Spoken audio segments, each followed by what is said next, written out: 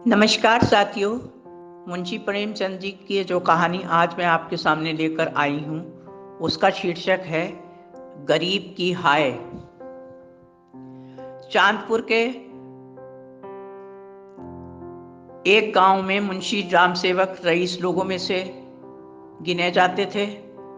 रईसी चरित्र की सारी दुर्बलताएं उनमें मौजूद थीं। काम धंधे के नाम पर रोज मुंसिफी कचहरी के हाथे में नीम के एक पेड़ के नीचे कागजों का बस्ता लेकर एक टूटी फूटी चौकी पर बैठे दिखाई पड़ते, परंतु कभी उन्हें किसी ने भी इजलास की कानूनी बहस या मुकदमे की पैरवी करते नहीं देखा था। कचहरी में वो मुख्तार साहब के नाम से मशहूर थे। उनके अनुशासन का ये आलम था कि चाहे आंधी आए, पानी बरसे, ओले गिरे या कितनी भी सर्दी गर्मी हो, वो कचहरी जरूर जाते और उनके इस रूटीन में कोई फर्क ना आता। उनके बस्ते पर उन्हें देहाती लोगों के झुंड घेरे रहते और वो सब लोग मुंशी जी पर बहुत भरोसा करते। आसपास के अनाथ, विधवाएं व बूढ़े और सताए हुए लोग जो अपने कपूतों से परेशान थे, अपना अपना धन मुंशी जी के पास रखवा देते। इन सब लोगों को मुंशी जी पर अगाध विश्वास और श्रद्धा थी। इसी गांव में मूंगा नाम की एक विधवा व निसंतान ब्राह्मणी रहती थी। उसका स्वर्गीय पति ब्रह्मा की काली पलटन के अंदर हवलदार था। वो वहां एक लड़ाई के दौरान मारा गया। सरकार की ओर से उसके अच्छे कार्यों की वजह से मूंगा को 500 रुपए इनाम में मिले, जिसे उसने मुंशी राम सेवक के पास रखवा दिया और वक्त ज़रूरत पर थोड़ा बहुत पैसा लेकर अपना काम चलाती रहती। इसी तरह काफ़ी दिन बीतते जा रहे थे। फिर एक बार काफ़ी दिन बीतने पर मूंगा को कुछ रुपयों की ज़रूरत महसूस हुई तो मुंशी जी के पास जाकर अपने रुपये मांगे। तो मुंशी ने कहा, तुम्हारे 500 रुपए का हिसाब अब ख़त्म हो चुका है। कई साल से तुम रुपया बराबर ले जा रही हो मुझसे।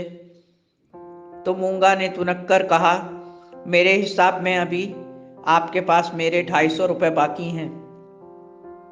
तो मुंशी जी ने उसे बहुत समझाया, हिसाब किताब दिखाया, पर मूंगा न मानी। फिर बात पड़ने पर पंचायत बैठाई गई। बात एक विधवा के रुपए पैसे की थी तो काफ़ी लोग गांव में सब बात सुनकर पंचायत में इकट्ठा हुए। फिर दोनों पक्षों ने पंचों के सम्मुख अपनी अपनी बात रखी और दलीलें भी पेश की, सबूत दिए। फिर अंत में पंचों ने फैसला राम सेवक के पक्ष में सुनाया कि वो एक ईमानदार और सम्मानीय इंसान हैं। आज तक उनकी कोई शिकायत हमारे पास नहीं आई, ये पहला मामला है। और लेन देन के मामले में उनका हिसाब किताब साफ सुथरा रहता है और उनके ऊपर अब मूंगा की कोई रकम बाकी नहीं है, इसलिए उन्हें इस मामले में बरी किया जाता है। इस फैसले से मूंगा का दिल बहुत टूट गया। दुख और दरिद्रता से उसका बुरा हाल था। अब रात दिन वो गुमसुम सी, उदास सी घर में पड़ी रहती और कभी घर के द्वार पर अकेली आकर बैठ जाती। फिर वो कुछ दिनों में खुद ब खुद बड़बड़ाने लगी और मुंशी को कोसती। ये कोसना और अनाप शनाप बड़बड़ाना थोड़े दिनों बाद गाली गलौज में बदल गया और फिर जोर जोर से चीख चीख कर मुंशी राम सेवक को की बर्बादी के लिए हाथ उठा उठाकर ईश्वर से प्रार्थना करना उसका रोज का काम बन गया। इस तरह समय बीतता जा रहा था। मूंगा का क्रोध अब काबू से बाहर हो चुका था। मानसिक और शारीरिक संताप से भरी वो बेसहारा होकर अब दिन भर इधर उधर भटकती रहती। उसके पांव घर से बाहर निकल चुके थे। धीरे धीरे मूंगा अब पगली हो चुकी थी। जिस विधवा को कभी किसी ने चेहरे से नहीं देखा था और सर पे हमेशा पर्दा पड़ा रहता घूंघट का, वो अब खुले सिर, फटे कपड़े, नंगे पैर, बाल बिखरे, हाथों में एक कुल्हाड़ी लेकर सुनसान इलाकों में भटकती फिरती। अब वो अपने घर को भूल चुकी थी। घर की जगह अब शमशान, मरघट, नदी के किनारे और खंडरों में भटकती रहती। उसका डरावना रूप देखकर गांव वालों को अपना खून जमता हुआ नजर आता था और बिखरी लटें, लाल लाल क्रोध में डूबी आंखें, पागलों वाली हरकतें, सूखा निस्तेज चेहरा देखकर सबके दिल में एक दहशत बैठ गई थी। अब सब उसे देखते ही छिप जाते। गांव की स्त्रियां उसको देखते ही अपने बालकों को घर के अंदर खींचकर किवाड़ बंद कर लेती। पुरुष उससे सामना होने पर इधर उधर हो जाते। बच्चे चीख कर भागते। बस मुंशी राम सेवक का लड़का राम गुलाब, जो कि बहुत निर्दयी था, उसको अपने कुत्तों के साथ लेकर दौड़ाता और तालियां बजा बजा कर जोर जोर से हंसता। बेचारी मूंगा गांव के बाहर जाकर राम सेवक के हड्डी, मांस, चमड़ा, आंखें, कलेजा आदि खाने, मसलने, नोचने और खसोटने की इच्छा जाहिर करके जोर जोर से चिल्लाती और राम सेवक के घर की तरफ देखकर उसका लहू पीने की हाक लगाती और भयानक आवाज में अट्टहास करती। मूंगा के इस अट्टहास से जोर जोर से सबके दिल दहल जाते और रात के नीरव सन्नाटे में मूंगा की गरजती आवाज सुनकर और ठट्टा मारकर हंसने से सब गांव वालों की रूह फना हो जाती। मूंगा आसुरिक उदंडता, पाशविक उग्रता से भरपूर होकर लोगों के सामने जब तांडव करती तो लोगों को अपना खून ठंडा होता महसूस होता। अब राम सेवक यूं तो एक दिलेर इंसान थे, पर मूंगा के डरावने शब्दों और व्यवहार से वो सहम जाते। लोग समझ न पाते कि इस स्थिति से कैसे उबरा जाए और अब आगे क्या किया जाए। दिन बीतते जा रहे थे। मूंगा का पागलपन चरम सीमा पर था। अब वो पत्थर भी चलाने लगी थी। होशो हवास खोकर अपने को पहचान न पाई कि मैं कौन हूँ। उसको भले बुरे का ज्ञान समाप्त हो चुका था। बस याद था तो इतना ही कि अपने रुपए और मुंशी राम सेवक की बेईमानी वो ना भूल सकी थी और हमेशा उसको कोसती रहती। अपने आप से वो अब अनजान हो चुकी थी। मौसम के हर प्रभाव से वो बेखबर थी। प्रतिशोध की आग और बढ़ते पागलपन की वजह से उसको दिन प्रतिदिन तबाही की राह पर चलना पड़ रहा था। एक दिन आधी रात का समय था। मुंशी राम सेवक नित्य प्रति नियम के अनुसार चिंताओं से मुक्त रहने के लिए शराब के 2-4 पैग पीकर सो चुके थे। तभी रात के मध्याह्न गहन सन्नाटे को चीरती हुई उसके द्वार पर मूंगा की भयंकर डरावनी आवाज सुनाई दी। वो बोल रही थी, राम सेवक, मैं तेरा खून पीने आई हूं, दरवाजा खोल। और फिर खिलखिलाकर हंसने लगी। ये भयंकर ठहाका और हाँक सुनकर मुंशी का नशा हिरन हो गया। कांपते हुए डर से उठ बैठे। कलेजा मुंह को आ गया। प्राण पनाह मांगने लगे। होश हवास बेकाबू होने लगे। थर थर कांपते हुए किसी तरह साहस को समेटकर पत्नी को जगाकर सारी बात बताई। अब पत्नी भी घबरा गई और बोली, सारे गांव में अपने घर की थू थू हो रही है। अब ये बला दरवाजे पर आ चुकी है, ये कैसे टलेगी। गांव के लोगों ने हमसे बात करना भी बंद कर दिया है। अब मूंगा के इंतकाम के साथ गांव वालों में हम सब के लिए कोप भाजन है और उन्हें डर व्याप्त हो गया था कि अब हमारा क्या होगा, क्योंकि मूंगा द्वार पर खड़ी थी। मूंगा को दरवाजे से कैसे हटाएं, इसलिए मन अशांत था, बुद्धि काम नहीं कर रही थी, नींद कोसों दूर भाग गई थी। वो सारी रात किसी ठोस फैसले पर ना पहुंच पाए। भोर सवेरे मुंशी किसी तरह हिम्मत करके द्वार खोलकर बाहर आए। दिन का उजाला फैल चुका था। उन्होंने मूंगा से पूछा, तुम यहाँ क्यों बैठी हो मूंगा, अपने घर जाओ। मूंगा झटके से उठकर खड़ी हो गई और भयंकर स्वर में बोली, मैं तेरा खून पीने आई हूं और तेरा मुंह काला करके ही जाऊंगी। अब यहाँ मैं बदला लिए बिना कहीं ना जाऊंगी और सुन ले, मैं तेरी जान भी लेने आई हूं। ये कहकर उसने गगनभेदी ठहाका लगाया। अब मूंगा के धरने की खबर कि उसके घर के सामने विधवा का धरना है और वो पागल औरत उसको जान से मारने की धमकी दे रही है, तो गांव में ये खबर जंगल की आग की तरह फैल गई। अब वहां सैकड़ों तमाशबीनों का तांता हर वक्त लगा रहता। ये भीड़ देखकर राम सेवक जले घाव पर जैसे किसी ने नमक छिड़क दिया हो, इस तरह से महसूस करते, पर उनके पास कोई चारा ना था। भीड़ में लोग आवाजें उन पर कसते, ताने मारते, पर राम सेवक किस किस से लड़ते फिरते। खामोश रहने में ही अपनी इज्जत थी, इसलिए चुप रहे।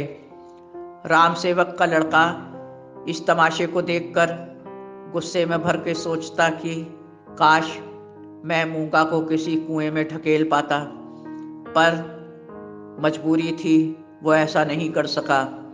एक दिन उस निर्दयी ने गाय का गोबर एक हांडी में भर के उसमें पानी मिलाकर चुपके से मूंगा के ऊपर उंडेल दिया।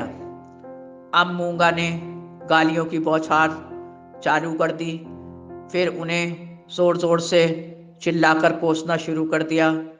तमाशबीनों को राम गुलाम की यह हरकत नागवार गुजरी और फिर मूंगा थक हार कर चुप होके बैठ गई। कई दिन से भूखी प्यासी जागी हुई निढाल मूंगा अब लस्त पस्त हो चुकी थी। गांव वालों ने उसको खाना खिलाने की बहुत कोशिश की।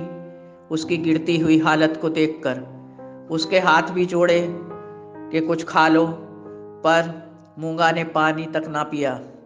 अब मूंगा की भयावह हंसी कम होती जा रही थी, चीख पुकार भी कम हो चुकी थी, कोसना और अनाप शनाप बकना भी और उसकी रफ्तार भी कम हो चुकी थी। यहाँ तक कि वो बिल्कुल खामोश सी हो गई थी और काफ़ी देर ज़मीन पर बेजान लेटकर गहरी गहरी सांसें ले रही थी। सेवक के घर वालों ने कोई आहट न सुनकर जब धीरे से द्वार खोलकर झांका तो देखा मूंगा के प्राण पखेरु उड़ चुके हैं। पूरे शरीर पर मक्खियां भिनभिना रही हैं। शायद वो अपने प्राण देने ही इस द्वार पर आई थी और आज अपने शरीर की मिट्टी तक राम सेवक को भेंट करके चली गई थी। पर गांव के किसी भी व्यक्ति ने राम सेवक की कोई मदद न की। अब मूंगा का डर राम सेवक पे और उसके परिवार पर सिर चढ़कर बोल रहा था। हर तरफ मूंगा ही मूंगा नजर आ रही थी। कानों में उसके भयानक कहकहे और शब्द तीर की तरह गूंज रहे थे। किसी पल चैन न था। हालत बहुत खराब होती जा रही थी। आंखें बंद होती तो मूंगा का ही तस्वुर और उसके भयानक तस्वीर आंखों में आ जाती। हल्की सी आहट होती तो चौंक कर उठ बैठते। मूंगा अपने साथ उनका चैन, नींद, भूख, प्यास सब कुछ लेकर चली गई थी। एक दिन आधी रात में मूंगा की पत्नी, जो इस समय गर्भवती थी, नींद में अचानक चिल्लाकर उठ बैठी। वो पसीने से तरबतर थी और अपने बिस्तर से उतर के एक तरफ भागी। उसकी आवाज सुनकर राम सेवक और राम गुलाम दौड़कर उसके पास आए और उससे पूछा, क्या हुआ अचानक, बताओ क्या बात है। पत्नी बोली, सपने में अभी मूंगा मेरी छाती पर बैठी थी। उसकी लाल लाल आंखें, नुकीले दांत और भयानक ठहाके सुनकर मैं बहुत घबरा गई थी और उसके हाथ मेरी गर्दन की तरफ बढ़ रहे थे। तभी मेरी चीख निकल गई और मेरी आंख खुल गई। अब सचमुच में राम सेवक की पत्नी की हालत खराब होने लगी। तेज ज्वर ने उसको पकड़ लिया। सारा बदन भट्टी के समान जलने लगा। बहुत उपचार के बाद भी कोई फायदा न हो रहा था, बल्कि बुखार बढ़ता ही जा रहा था। बाप बेटे चिंता से उसके पास बैठे थे। उनका कोई भी प्रयास काम नहीं आ रहा था। अब उनकी घबराहट डर में बदलने लगी। दोनों के दिल डूब रहे थे। अब रात गहराने लगी और राम सेवक की पत्नी भी संसार से रात के मध्याह्न में विदा हो गई। उसके मरने के बाद दोनों कातर सुर में विलाप करने लगे। सवेरे गांव वालों को जब सारी बात पता चली तो इसके बावजूद भी किसी ने अंतिम संस्कार करने के लिए कोई मदद न की, ना ही कोई शोक व्यक्त किया। राम सेवक ने घर घर जाकर सबके हाथ पैर जोड़े और मदद मांगी और क्षमा मांगी, पर गांव वालों का मन न पिघला। घर में लाश पड़ी थी पर कोई रास्ता न देख दूसरे दिन राम सेवक एक ठेला गाड़ी ले आए और पत्नी के शव को उस पर लाद कर बाप बेटे दोनों गंगा की तरफ चले। दोनों अकेले रोते रोते विलाप करते जा रहे थे। दोनों बेहाल थे पर किसी को उन पर रहम न आया। मूंगा ने राम सेवक की पत्नी से प्रतिशोध लेकर उनका पिंड न छोड़ा। गांव वाले अब राम गुलाम और राम सेवक के हाथ का पानी भी पीना हराम समझते थे। इस एकाकीपन और गांव वालों के तिरस्कार और मूंगा के प्रतिशोध से राम गुलाम की मानसिक स्थिति भी बिगड़ने लगी। कभी कभी अपने हाथों से खुद अपने ही खेत उजाड़ देता, कभी घर में ही आग लगा देता और राम सेवक भी काफ़ी पहले इन बातों से त्रस्त होकर घर छोड़कर कहीं जा चुका था। एक दिन गांव के बाहर एक पेड़ के नीचे एक साधु लंबी जटाओं, भभूत लगाए, हाथ में कमंडल लिए, धूनी रमाए हुए, हूबहू राम सेवक के चेहरे से मिलता जुलता था, वो बैठा गांव वालों को दिखाई दिया। गांव वाले समझ गए कि ये कौन है। अब गांव वालों एक बेबस, बेसहारा और गरीब की हाय को प्रत्यक्ष देख रहे थे और राम सेवक और राम गुलाम और उसकी पत्नी की बर्बादी भी। साथियों, मन को विचलित करने वाली ये कथा एक मजबूर की बेबसी को दर्शाती है। जब इंसान किसी की जातियों का शिकार हो जाता है तो ऊपर वाले के कहर से जाति करने वाला हर हालत में तबाह हो जाता है। किसी की भी अमानत में खयानत करना बहुत बड़ा गुनाह है। इसलिए किसी की किसी चीज़ पर हमें अपना ईमान नहीं खराब करना चाहिए और उसकी अमानत की हिफाजत बहुत सचेत होकर करनी चाहिए। साथियों, अगर आपको मेरी कहानी अच्छी लगी हो तो प्लीज़ इसे लाइक करें और शेयर करें। ईश्वर से हाथ जोड़कर मेरी प्रार्थना है कि हम सबको एक अच्छा ईमानदार और दयालु हृदय प्रदान करें। सच की राह पर चलकर हम हमेशा सबके प्रति एक अच्छा इंसान होने का प्रमाण दें। यही हमारी सज्जनता है और यही सच्ची इबादत। साथियों, अब मैं अगली कहानी तक के लिए आपसे इजाज़त चाहती हूँ। बहुत जल्दी मुलाकात होगी। आप सबका जीवन मंगलमय हो।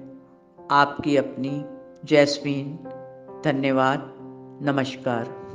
दोस्तों, आशा करता हूँ कि ये कहानी आपको पसंद आई होगी। वीडियो को लाइक और चैनल को सब्सक्राइब ज़रूर करें। धन्यवाद। आपका अपना संसार। नमस्कार।